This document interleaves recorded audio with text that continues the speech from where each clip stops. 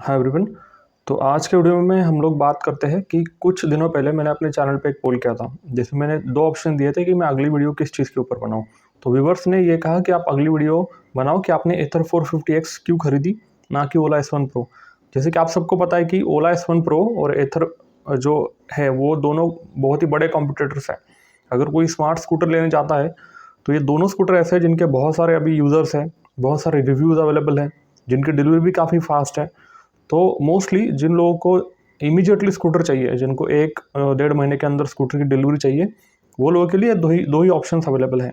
तो इस वीडियो में मैं बात करूंगा कि कौन से ऐसे रीजंस थे जिनकी वजह से मैंने ओला S1 प्रो नहीं खरीदते हुए एथर 450X को खरीदा, उसको ज़्यादा प्रेफरेंस दिया।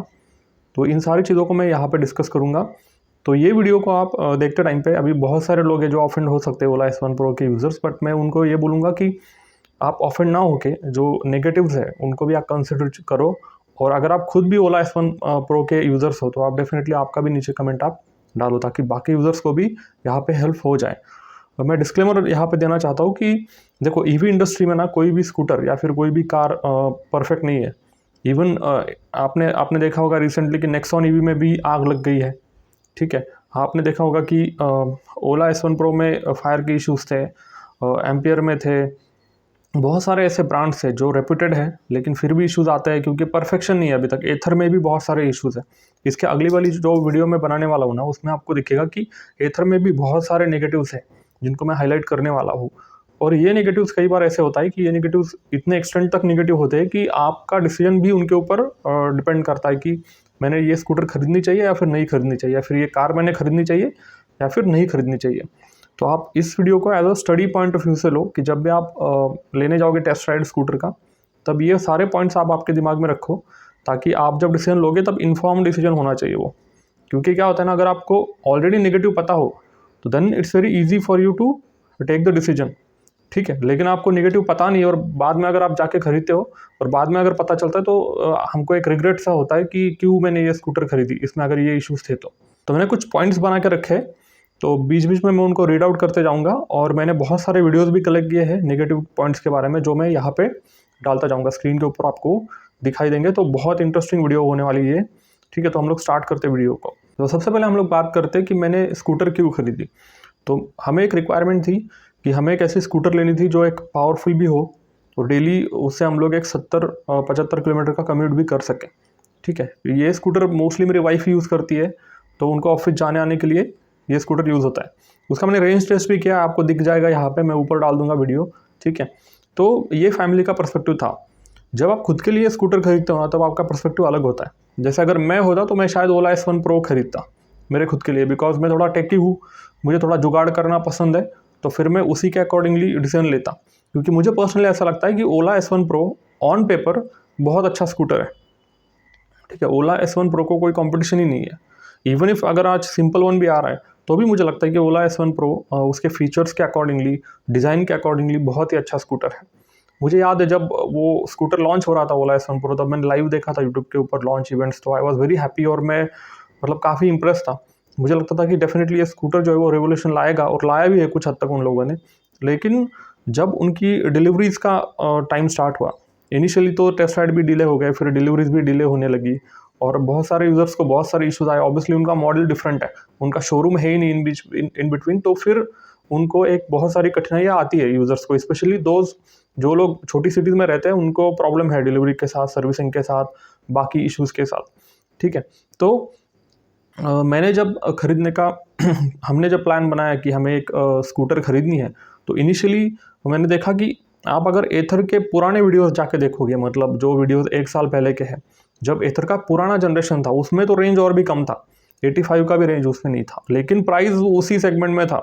तो एथर को हमेशा लोग ये बोलते हैं कि इट्स ओवर प्राइस्ड है वो स्कूटर, ये ओवर प्राइस है और रेंज भी उसमें कम है, फीचर्स भी उसमें कम है। तो उसकी वजह से ना मेरे पास दो ही ऑप्शंस थे। मतलब जब मैं अप्रैल मई में जब मैं ये सोच रहा था, तब मैंने देखा कि दो ही ऑप्शंस है, एक तो आपके पास एथर है और दूसरा आपके पास ओला S1 प्रो है। ठीक है, क्योंकि मुझे स्मार्ट स्कूटर ही लेना था, तो ये दो ही मेरे पास ऑप्शन थे। अब मैंने ओला के बारे में तो बहुत सारे, मैंने उनका ट्विटर हैंडल जाके देखा, तो उसमें बहुत सारे कस्टमर्स के कंप्लेंट्स है, न्यूज़ रिपोर्ट भी आई है बहुत सारी। तो वो एक रीज़न था कि मुझे ओला S1 प्रो मैं सोचता था नहीं लेने का। ठीक है, अब एथर के बारे में प्रॉब्लम ये था कि प्राइस तो ज़्यादा है, ओला से भी महंगा स्कूटर है, लेकिन रेंज बहुत कम है, फीचर्स बहुत कम है, और ओवरऑल जो एक बोलते हैं ना कि एक स्कूटर में अगर आप इतना प्राइस पे कर रहे हो तो आपको जो फीचर्स मिलने चाहिए वो उसमें काफ़ी पीछे है, रेंज भी उसका काफ़ी नीचे है और बैटरी कैपेसिटी भी कम है। तो इन फ्यूचर भी आप सॉफ्टवेयर के ज़रिए भी अपग्रेड करोगे तो एक लिमिटेशंस है रेंज के ऊपर। तो ये सारे इश्यूज मेरे दिमाग में थे। तो मैंने फिर सोचा कि नहीं, अभी ये सही वक्त नहीं है स्कूटर के ऊपर जाने का, इलेक्ट्रॉनिक स्कूटर के ऊपर जाने का। तो हम लोग अभी के लिए एक पेट्रोल स्कूटर खरीदते हैं। तो फिर मेरे पास दो ऑप्शंस थे। मैं जैसे कि मैंने बोला कि मुझे एक थोड़ा पावरफुल स्कूटर चाहिए था, तो मैंने सोचा कि मैं एक्टिवा 125 या फिर टीवीएस जुपिटर 125 जो नया आया है उनका, उसमें बहुत सारे फीचर्स हैं, वो खरीदूंगा।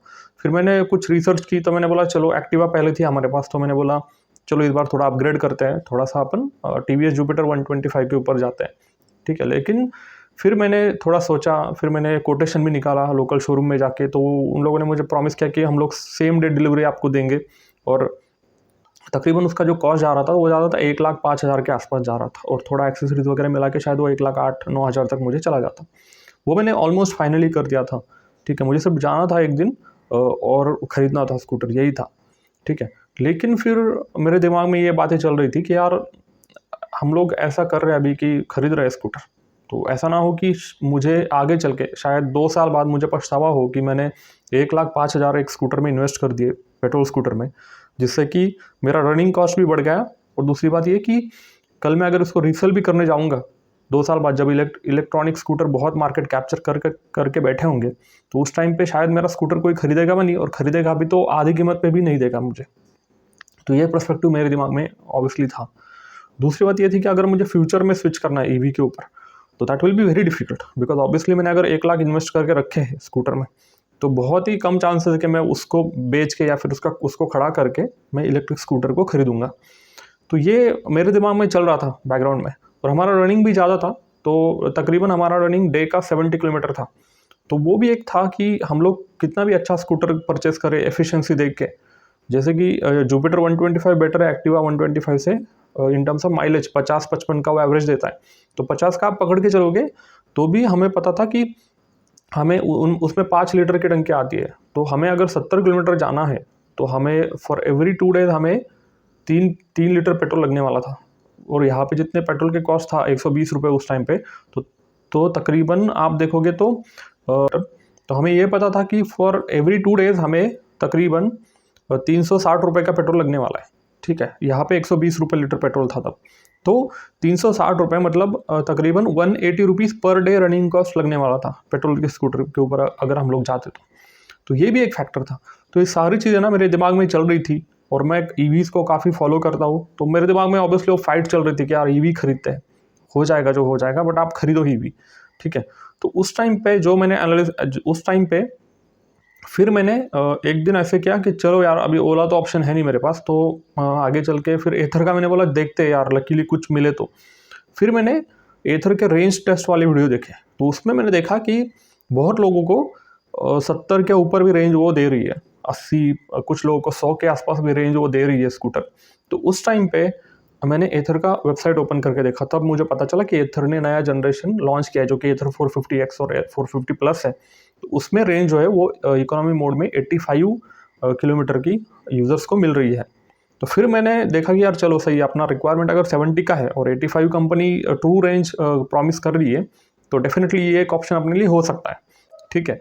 तो फिर मैंने बहुत सारे रेंज वीडियोस देखे उनके, जिसमें मैंने देखा कि काफ़ी लोगों को काफ़ी अच्छा रेंज मिल रहा है। उनके फोरम पे भी जाके देखा तो बहुत सारे लोगों ने 90 किलोमीटर 100 किलोमीटर का रेंज उससे अचीव किया।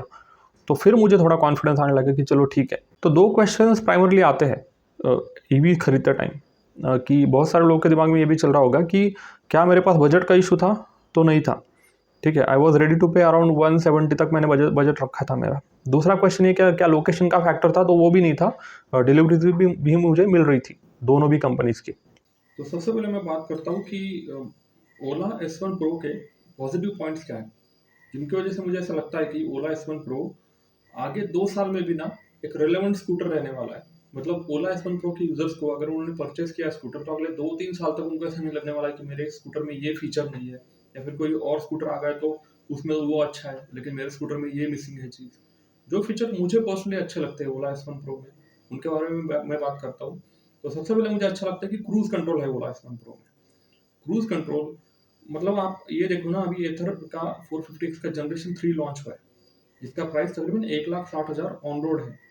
उसमें भी ये फीचर नहीं है, अभी तक कंपनी ने उसको प्रोनाउंस भी नहीं किया, मतलब कहा भी नहीं कि भैया हम लोग दे सकते हैं ये फीचर। तो ये मुझे बात अच्छी लगती है ओला की। दूसरी बात ये कि वीसीयू जो है ना वो काफी पावरफुल है। वीसीयू का मतलब ये होता है व्हीकल कंट्रोल यूनिट, जो आपके व्हीकल का ब्रेन है, मतलब जो आपकी गाड़ी का ब्रेन है, वो ओला का काफी पावरफुल है। और जिनका पावरफुल नहीं था उसको ओला ने फ्री में रिप्लेस भी करके दिया है। तो डेफिनेटली अगर इन फ्यूचर उनको ज़्यादा ऐप्स लॉन्च करने हैं या फिर उनको नए फीचर्स ऐड करने हैं जो सॉफ्टवेयर रिलेटेड फीचर्स हैं, उसके ऊपर भी ओला काफ़ी अच्छे से रिलैक्स होकर काम कर सकता है, बिकॉज उनका जो यूनिट है वो काफ़ी पावरफुल है। ठीक है। अब तीसरी बात हम लोग यहाँ करते हैं कि ओला में बहुत सारे कलर ऑप्शन है। अगर लेट से आपको, आप ऐसे इंसान हो, आपको एक एक्सपेरिमेंट करना अच्छा लगता है कि आपको ब्लैक वाइट या फिर ग्रे रेड ये कलर छोड़ के भी एक रेंज चाहिए कलर्स में, तो आपके लिए ओला एक काफ़ी अच्छा चॉइस है, बिकॉज उसमें बहुत सारे कलर ऑप्शन है। अब अब उसमें और एक फीचर है, बूट स्पेस ओला का काफ़ी बड़ा बूट स्पेस है, उसमें 2 हेलमेट्स आपके आ जाते हैं, सामान भी आप काफ़ी अच्छा ढोके ले जा सकते हो। तो वो भी एक स्टोरेज स्पेस के हिसाब से ओला आपके लिए काफ़ी अच्छा चॉइस बन जाता है। तो जो लोग डेली ट्रैवल करते हैं और उनके पास बहुत सारे बैग्स होते हैं या फिर लैपटॉप होते हैं, इलेक्ट्रॉनिक डिवाइसेस होते हैं, तो उन लोगों के लिए ओला एक काफ़ी अच्छा चॉइस बन के आता है। अगला वाला पॉइंट ये है कि ओला में रेंज काफ़ी अच्छा है। आपने अभी देखा होगा कि ओला में कई सारे लोगों ने 200 किलोमीटर तक का भी रेंज जो है वो अचीव किया है, और ऐसा एक इंसान नहीं है, ऐसे बहुत सारे लोग हैं। तो ओला का जो बैटरी है ना वो अभी 3.7 किलोवाट आवर का है, जो कि काफ़ी पावरफुल बैटरी है, काफ़ी बड़ा बैटरी है। तो उसमें ना स्कोप है कि आप कल जाके सॉफ्टवेयर ऑप्टिमाइज करके एक अच्छा रेंज आप निकाल सकते हो इकोनॉमी मोड पे। तो वो पॉसिबिलिटी है क्योंकि उसमें हार्डवेयर ऑलरेडी उन्होंने दे चुके हैं वो लोग, तो उसके ऊपर वो लोग काम कर सकते हैं। अब आगे वाली जो चीज़ है वो ये है कि ओला के जो लुक्स है वो काफ़ी प्रीमियम है। मतलब ओला को देख के ना उसको कोई भी इंसान ये उसको कंपेयर नहीं करेगा किसी लोकल ईवी स्कूटर के साथ, या फिर इंटरनल कंबशन इंजन वाले स्कूटर, पेट्रोल स्कूटर के साथ भी कोई उसे कंपेयर नहीं कर सकता है। तो वो भी बात मुझे ओला की काफ़ी अच्छी लगती है कि ओला में ये चीज़ें काफ़ी अच्छे से दी हुई है, काफ़ी प्रीमियम स्कूटर आपको ये लगता है। अब आखिरी वाली बात जो मुझे सबसे अच्छी लगती है वो है कि ओला में काफ़ी बड़ा बैटरी पैक आपको मिलता है और काफ़ी पावरफुल मोटर आपको मिलता है। बहुत सारे आपको ट्रैक रेस के वीडियोस मिल जाएंगे, इसमें ओला बहुत सारे इलेक्ट्रॉनिक स्कूटर को पीछे छोड़ता है और काफ़ी पावरफुल है। काफ़ी अच्छा हार्डवेयर ओला ने आपको दे रखा है। तो ये सारे पॉइंट्स हैं जिनकी वजह से मैं काफ़ी इम्प्रेस्ड हूँ ओला S1 प्रो से। तो अब हम लोग स्टार्ट करते हैं कि क्या ऐसे नेगेटिव पॉइंट्स हैं जिनकी वजह से मैंने ओला S1 प्रो को नहीं खरीदा। ठीक है, तो हम लोग स्टार्ट करते हैं सबसे पहले कि जो सॉफ्टवेयर रिलेटेड जो इश्यूज है, जो मुझे लगता है कि बहुत ही ज़्यादा इंपॉर्टेंट है इसमें, उनके बारे में। तो सबसे पहला इशू है रेंज ड्रॉप का। तो रेंज ड्रॉप में आपने देखा होगा कि बहुत सारे यूजर्स की कंप्लेंट्स ये है कि ओला में सडनली रेंज ड्रॉप होता है। मतलब आपने एक 100% चार्ज कर लिया, आपने कुछ देर तक उसे चला चला दिया, तो वो जाके डायरेक्टली आपको दिखाता है पहले तो 100 किलोमीटर का रेंज, एंड देन सडनली उसमें आपको दिख जाता है कि एकदम से रेंज जो है वो कम हो गई इसकी। बहुत सारे लोग ऐसे भी कि जो लेके गए उसे बाहर, ऑफिस में पार्क कर दिया, निकलते टाइम उसने दिखाया कि 60 किलोमीटर का रेंज है, और जैसे ही 1 किलोमीटर गए उसके बाद वो डायरेक्टली जीरो पे आ गया, पार्किंग मोड पे स्कूटर ऑटोमेटिकली चला गया और बीच रास्ते में स्कूटर बंद हो गया। उसके बाद फिर उन्हें RSA को कॉल करना पड़ा, और फिर उनको जो है वो सपोर्ट मिला, वो लोग आके स्कूटर उन्होंने टो करके लेके गए। अब उसी के साथ दूसरा इशू क्या आता है कि ओला में क्या है कि सारी चीजें जो है उसमें की नहीं है, तो सारी चीजें कंट्रोल होगी आपके जो डैशबोर्ड है उससे। अगर आपका स्कूटर बंद हो गया बिकॉज उसमें चार्ज नहीं है, तो आप बूट भी नहीं खोल सकते हो। लेट से अगर आप बोलोगे कि ठीक है यार रेंज ड्रॉप है तो हम लोग चार्जर कैरी करते हैं, लेकिन चार्जर आप निकालोगे कैसे अगर आपका पूरा स्कूटर ही शट डाउन है? तो आप बूट खोल ही नहीं सकते क्योंकि चाबी नहीं है उसमें, सॉफ्टवेयर से ही खुलता है बूट। तो वो भी एक इशू है। अब दूसरा इशू बहुत सारे लोगों को ये आता है कि स्कूटर बूट ही नहीं होता। लोग रात को चार्ज लगा के जाते हैं, सुबह आते हैं चालू करने जाते हैं स्कूटर, वो चालू ही नहीं होता स्कूटर। तो इसके ऊपर भी बहुत सारे लोगों ने इश्यूज जो है वो रेज किए हैं ओला के पास। ओला उसके ऊपर काम भी कर रहा है, काम किया भी है ओला ने। तो ये भी मुझे एक मेजर इशू लगता है, क्योंकि देखो स्कूटर खरीदने का एक्साइटमेंट एक अलग चीज, कि आप क्या करते हो, कस्टमर कहाँ पे कॉम्प्रोमाइज़ कर सकता है, वो वेटिंग पीरियड में कॉम्प्रोमाइज़ कर सकता है। मैंने बहुत सारे लोग अभी देखे कि जो लोगों ने 6-6 महीने वेट किया है स्कूटर मिलेगा, मिलेगा, मिलेगा, फिर भी लोग डटे हुए हैं उस चीज़ के ऊपर कि मिलेगा भाई स्कूटर। लेकिन स्कूटर मिलने के बाद में अगर ये इश्यूज़ आते हैं, तो वो फिर दिक्कत है, राइट? अगर देखो स्कूटर लेने के बाद आप उसे डेली तो सर्विस सेंटर नहीं लेके जाओगे ना। आपको ऐसा चाहिए कि मैंने चार्ज पे लगा दिया, सुबह आया मैं, चालू होना चाहिए स्कूटर। लेकिन बहुत सारे लोगों को ये भी इशू आ रहा है कि उनका स्कूटर बूटअप नहीं होता है, फिर उन्हें वो कस्टमर केयर में कॉल करके सर्विस मंगानी पड़ती है। अब और एक इशू कॉमन है, वो है ब्लिंकिंग स्क्रीन का। ओला में बहुत सारे लोगों के लिए ये इशू आया कि उनका जो स्क्रीन है वो काफ़ी फ्रिक्वेंटली ब्लिंक होता है। ओला में सारी चीज़ें वो डैशबोर्ड से होती है, टच स्क्रीन से होती है कंट्रोल, तो ब्लिंकिंग स्क्रीन भी एक मेजर इशू है ओला में। अगला इशू ये है कि बहुत सारे लोगों को, हमने इनिशियली देखा था न्यूज़ में, कि रिवर्स मोड ऑटोमेटिकली एक्टिवेट हो जाता है ओला में। तो वो भी, उसके वजह से भी 1 या 2 एक्सीडेंट हुए हैं, भले ही वो माइनर एक्सीडेंट्स हो, लेकिन उसके वजह से भी इशू बहुत सारे लोगों को आए हैं। अब जैसे कि हम सबको पता है कि MovOS 3.0 के अपडेट के बाद मैप चलना चालू हो गया ओला स्कूटर में। लेकिन अगर आप देखोगे तो बहुत सारे लोगों को ये भी इशू आया कि उसमें जीपीएस नहीं काम कर रहा था। तो जीपीएस उसमें काम ही नहीं कर रहा है। तो ये भी बहुत सारे लोगों के कंप्लेंट्स है कि मैप नेविगेशन भी अच्छे से उसमें जो है काम नहीं कर रहा है। जैसे कि हम सबको पता है कि ओला हार्डवेयर फ्रंट पे और सॉफ्टवेयर फ्रंट पे, तो सॉफ्टवेयर फ्रंट पे ओला ने काफ़ी मार खाई है, बिकॉज ओला ने इनिशियली जब लॉन्च किया था स्कूटर, उस टाइम पे ओला ने बहुत सारे फीचर्स बताए थे।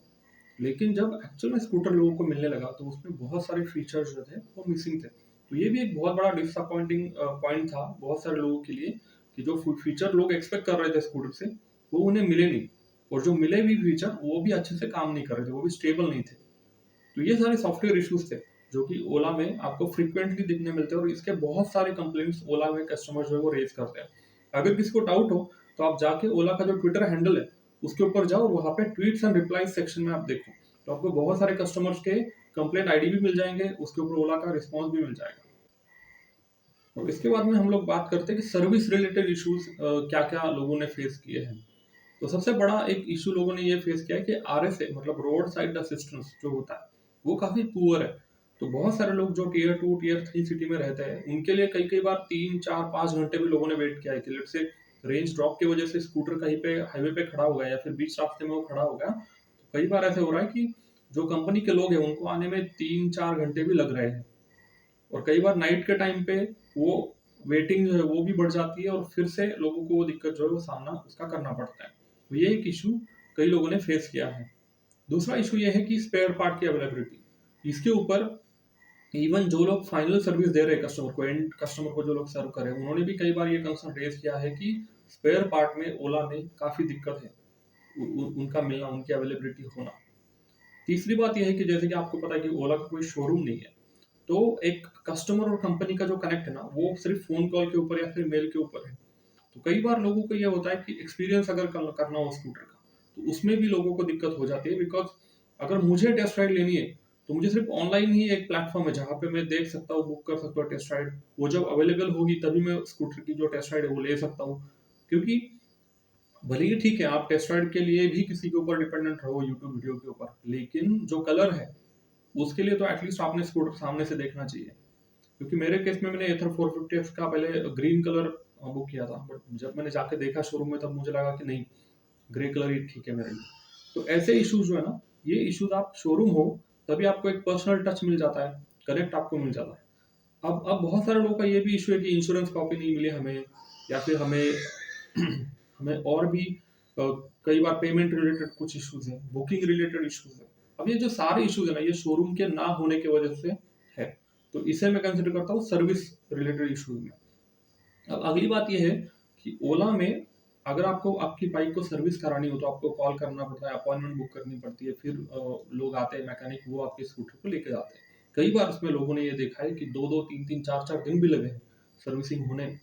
क्योंकि ओला के सर्विस सेंटर इतने हैं नहीं, तो कई बार वहाँ पे बहुत सारे व्हीकल्स पड़े हुए रहते हैं, तो उनका काम निपटने में और आपका स्कूटर का काम होने में बहुत टाइम लगता है। कई बार ये भी होता है कि आपने बोला कि ये 5 प्रॉब्लम है मेरे स्कूटर में, तो उसमें से 2 ही ठीक होके आते हैं। मेजॉरिटी लोगों का यही इश्यू है कि उसमें से 2 ही ठीक होके आते हैं, और फिर वापस से कंप्लेंट रेज़ करनी पड़ती है। फिर वो लोग फिर से लेके जाते हैं स्कूटर को। अब इससे होता क्या है कि जो आपका जो टाइम है ना वो वेस्ट हो रहा है ना। यहाँ पे आपने स्कूटर क्यों खरीदा है? क्योंकि आपको डेली कम्यूट करना है या फिर उसका यूज करना है। अगर आपका स्कूटर सर्विसिंग के लिए इतने बार जा रहा है तो फिर वो तो सही बात नहीं है आपके लिए। तो उसके बाद में मुझे जो इशू लगता है वो है कि स्टेट सब्सिडी क्लेम। ओला में आपको खुद स्टेट की सब्सिडी क्लेम करनी पड़ती है। उसका डॉक्यूमेंटेशन, उसका एप्लीकेशन आपको खुद देना पड़ता है। सेंट्रल गवर्नमेंट की सब्सिडी ओला आपको क्लेम करके देता है, लेकिन स्टेट गवर्नमेंट की सब्सिडी आपको ओला नहीं देता है। अब एथर के केस में ना वो एक एडवांटेज है कि एथर का जो शोरूम वाले लोग हैं वो हैंडल करते हैं आपका documentation in case of state subsidy. तो वो एक पॉजिटिव है एथर कस्टमर्स के लिए। ओला कस्टमर के लिए नेगेटिव पॉइंट है कि आपको खुद से अप्लाई करना पड़ेगा स्टेट सब्सिडी के लिए। एक और मेजर इशू, अभी रिसेंटली मेरे एक फ्रेंड ने पुणे में परचेस किया है ओला S1 Pro। मैंने उसको कॉल किया और मैंने उसको पूछा कि क्या हुआ तुम्हारा, तो डिलीवरी कब मिलने वाली। तो उसने मेरे को ये बोला कि स्कूटर आ चुका है लेकिन रजिस्ट्रेशन नहीं हुआ है उसका, मतलब उसको नंबर प्लेट नहीं मिली है। और उसके वजह से उन लोगों ने 2 हफ्ते तक स्कूटर रोक के रखा है। अब रजिस्ट्रेशन का मैं बता दूं कि एक दिन में रजिस्ट्रेशन होता है। आप जाके स्कूटर खरीदो या फिर कोई भी व्हीकल खरीदो, अभी महाराष्ट्र में तो ऑनलाइन रजिस्ट्रेशन है। ऑनलाइन आपका एप्लीकेशन डालो, आधार नंबर पे ओटीपी आता है और आपको नंबर मिल जाता है एक दिन में। लेकिन ओला के केस में रजिस्ट्रेशन पे 2-2 हफ्ते, 3-3 हफ्ते ले रहे। इवन आप बहुत सारे कस्टमर्स के मैंने वीडियोस देखे जहाँ पे कस्टमर्स को वो जो टेम्पररी नंबर का वैलिडिटी भी खत्म हो गया, फिर भी रजिस्ट्रेशन नहीं हुआ है अभी तक व्हीकल का। तो ये भी एक सर्विस में एक बड़ा इशू मुझे लगता है। तो अब हम लोग बात करते हैं हार्डवेयर इश्यूज क्या क्या ओला के साथ फेस हुए हैं। और हार्डवेयर इश्यूज ही मेरा सबसे बड़ा पॉइंट है, या फिर सबसे बड़ा मैं बोलूँगा नेगेटिव है, जिसकी वजह से मैंने ये डिसीजन लिया कि मैं ओला S1 Pro नहीं खरीदूंगा। ठीक है। तो सबसे पहला हार्डवेयर इशू ये है कि इसमें पैनल गैप्स है। एविडेंट है कि बहुत सारे पैनल गैप्स है। इवन कंपनी ने जब स्कूटर लोगों को दिया इनिशियली, जब डिलीवरी स्टार्ट हुई थी ओला की, तो हमें पता है कि ऑलमोस्ट सारे यूजर्स ने आउट ऑफ एक्साइटमेंट वीडियोस बनाए कि मेरा स्कूटर आ रहा है, वो अभी उतर रहा है व्हीकल से। तो उसमें भी मतलब इमीडिएटली लोगों को दिखा कि पैनल गैप्स है। अब कुछ लोगों ने बोला नहीं यार ट्रांसपोर्टेशन की वजह से, बट ट्रांसपोर्टेशन में मतलब हर एक कंपनी तो ट्रांसपोर्ट ही करती है ना व्हीकल्स। आपकी कोई भी, इवन आप एक्टिवा भी खरीदने जाओगे तो एक्टिवा भी कहीं फैक्ट्री से ही आती है आपके पास। तो उसमें पैनल गैप्स क्यों नहीं होते इतने ज्यादा जितने ओला में पैनल गैप्स लोगों ने देखे और फ्रिक्वेंटली देखे। ऑलमोस्ट मतलब 3 कस्टमर है तो उसमें 2 कस्टमर को तो पैनल गैप का इशू उसमें आया है। तो दूसरा इशू जो है वो ये है कि बहुत सारे कस्टमर ने लूज हैंडल का इशू फेस किया है कि उनका जो हैंडल है ना वो लूज पड़ गया। इसका मैं वीडियो यहाँ पे डाल दूंगा, आप देख लो। मुझे लगता है कि ये भी एक मेजर हार्डवेयर इशू जो है वो है। पैनल गैप्स में स्पेशली मैंने देखा है कि जो हेडलाइट का भी जो ऊपर का सेक्शन है, जहाँ पे लाइट अलर्ट है और इसका ये ऊपर का सेक्शन है, तो उसके गैप में भी वो गैप भी कई बार लोगों ने देखा है कि वो बढ़ गया है गैप, वो एविडेंट है। जो पीछे का जो चार्जिंग पोर्ट का जो कैप है वो इस शेप का है, तो वो भी, उसमें भी पैनल गैप से अलग से उसमें ये इशू है कि वो जो पैनल है ना वो एक्चुअली कई बार क्लोज भी नहीं होता है। उसे बहुत ट्राई करने के बाद वो क्लोज हो जाता है।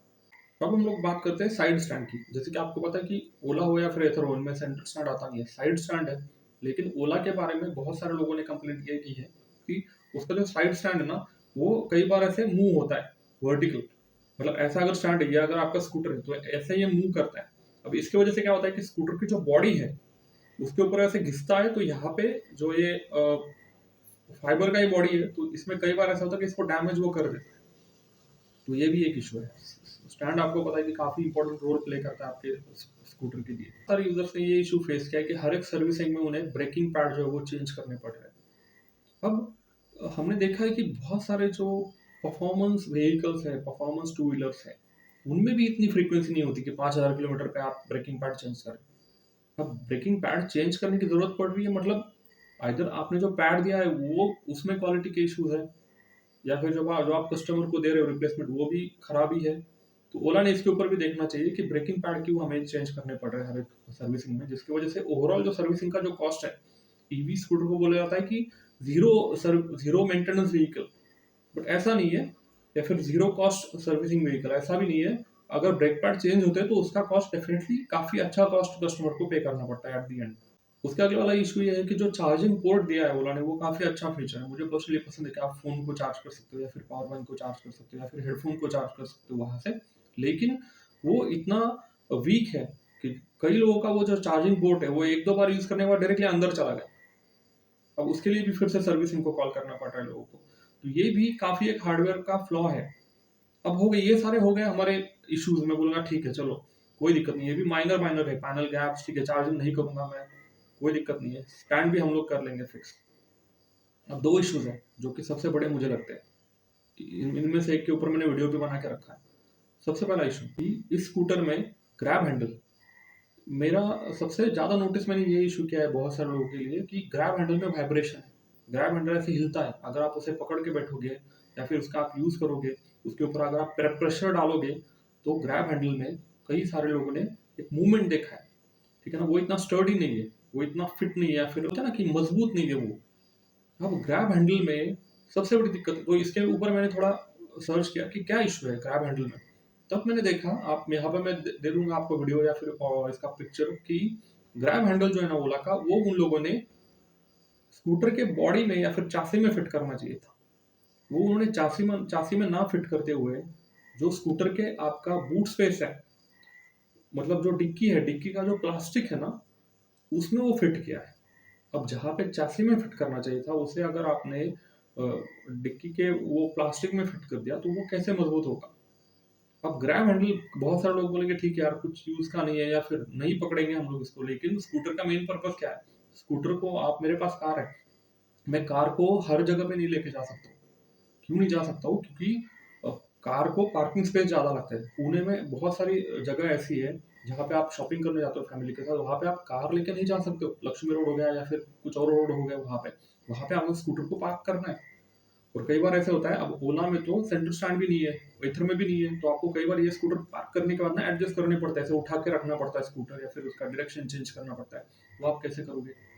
आप किसी फ्रेंड के साथ जा रहे हो, लेट्स से आपके पास कोई फीमेल फ्रेंड है आपकी, ऑफिस की है या फिर कॉलेज की है, जिसको आप लिफ्ट दे रहे हो, अब वो लड़की क्या करेगी, वो पीछे नहीं पकड़ेगी क्या।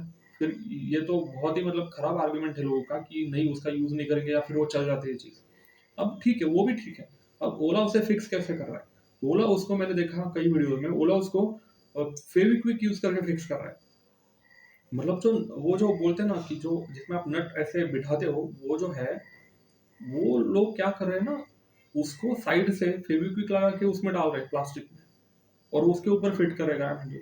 अब दूसरा मैंने फिक्स देखा है उसका, कि वो जो नट है वो लोगों ने गर्म कर दिया ताकि वो प्लास्टिक में वो धसे। तो वो ग्रैब हैंडल जो है ना, इट्स अ वेरी, मतलब मैं बोलूंगा सबसे बड़ा नेगेटिव है, वो डिजाइन फ्लॉ है।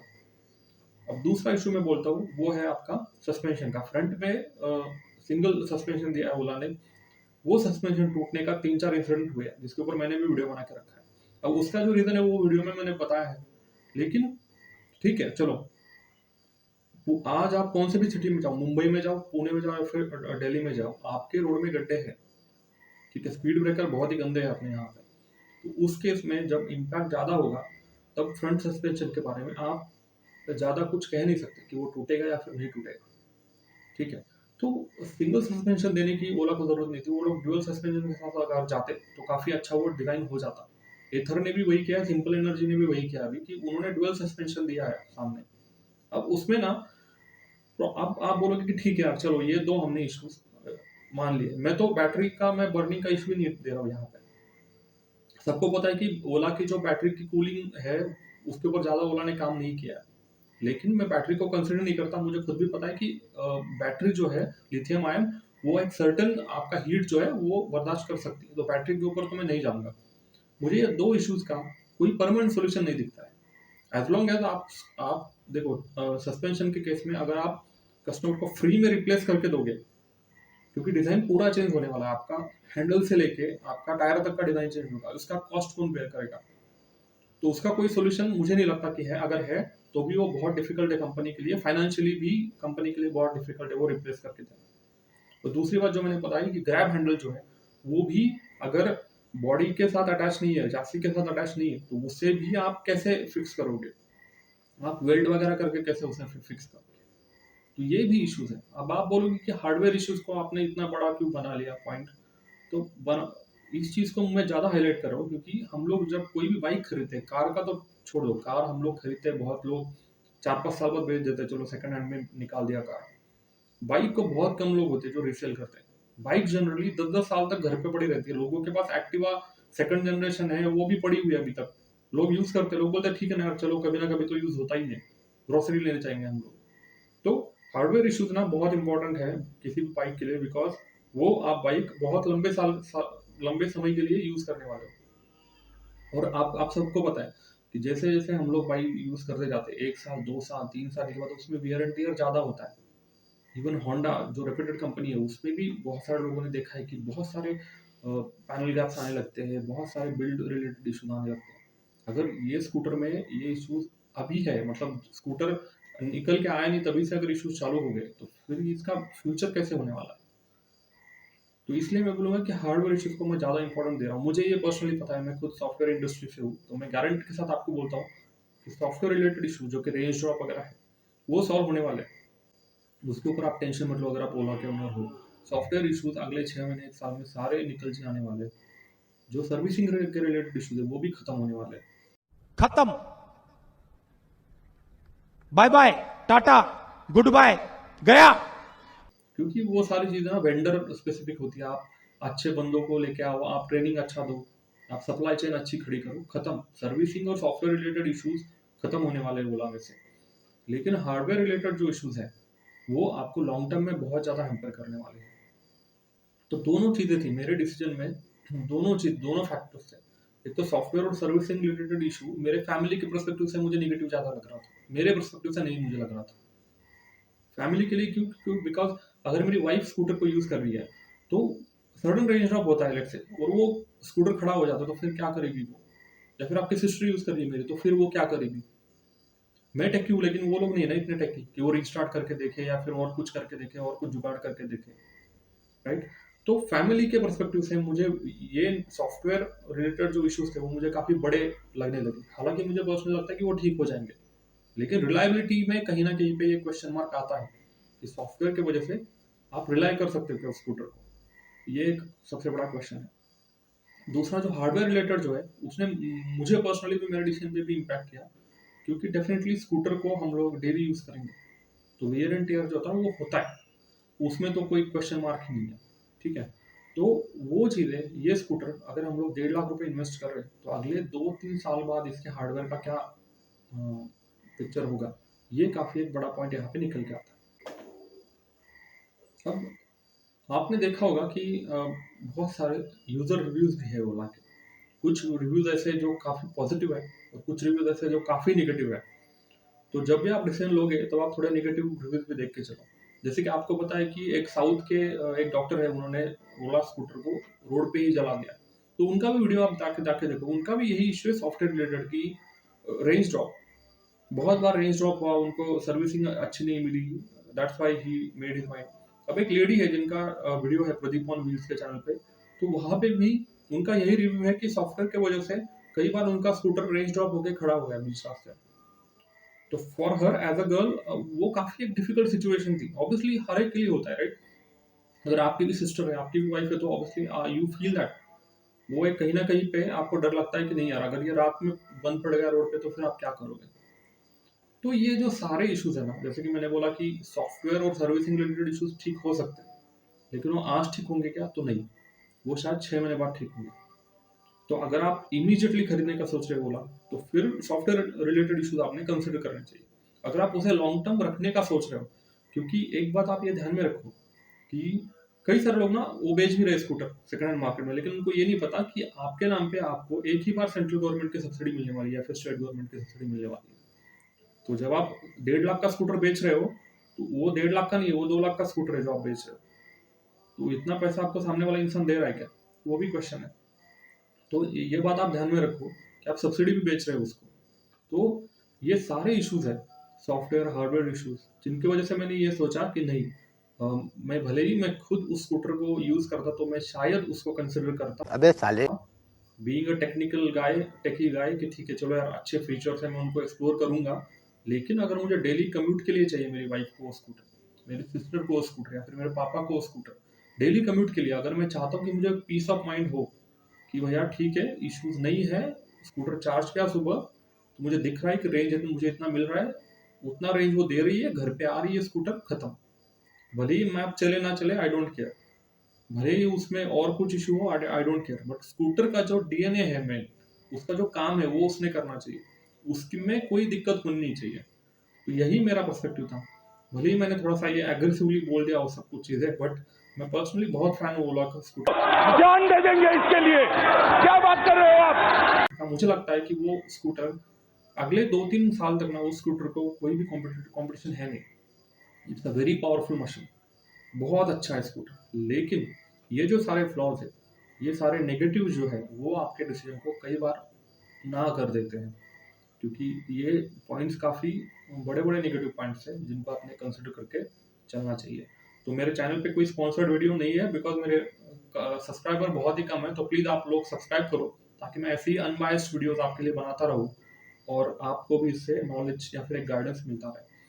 तो वीडियो का रीज़न यही था बनाने का कि आप जाके इस स्कूटर का टेस्ट राइड जब ले रहे हो ना, उस टाइम पे ये सारी चीज़ें आप दिमाग में रखो। उसके बाद ही आप डिसीजन लो, क्योंकि स्कूटर लेना 1.5 लाख का स्कूटर लेना is also very big decision. अभी सेकंड हैंड कार मार्केट में कहाँ आ जाती है 1.5-2 लाख में, तो इट्स वेरी बिग डिसीजन। तो आप इन्वेस्ट कर रहे हो तो बाद में आपको पछतावा ना हो। तो ये सारी चीज़ों को आप कंसिडर करो, उसी के बाद आपका डिसीजन लो। इसके अगले वाला जो वीडियो मैं बनाऊंगा वो मैं बनाऊंगा एथर के नेगेटिव्स एंड पॉजिटिव्स, ठीक है। तो अगर आपको वीडियो चाहिए तो प्लीज़ आप नीचे कमेंट करके मुझे बताओ। सो thank you for watching this video guys. So please channel को सब्सक्राइब करो, लाइक करो, कमेंट करो, बिकॉज बहुत ही कम सब्सक्राइबर है हमारे, तो इससे रीच भी बहुत कम हो जाता है और ऐसे ही हम लोग इन्फॉर्मेशन आपके लिए लेते आते रहेंगे। So thank you for watching this video guys. Thank you, bye bye.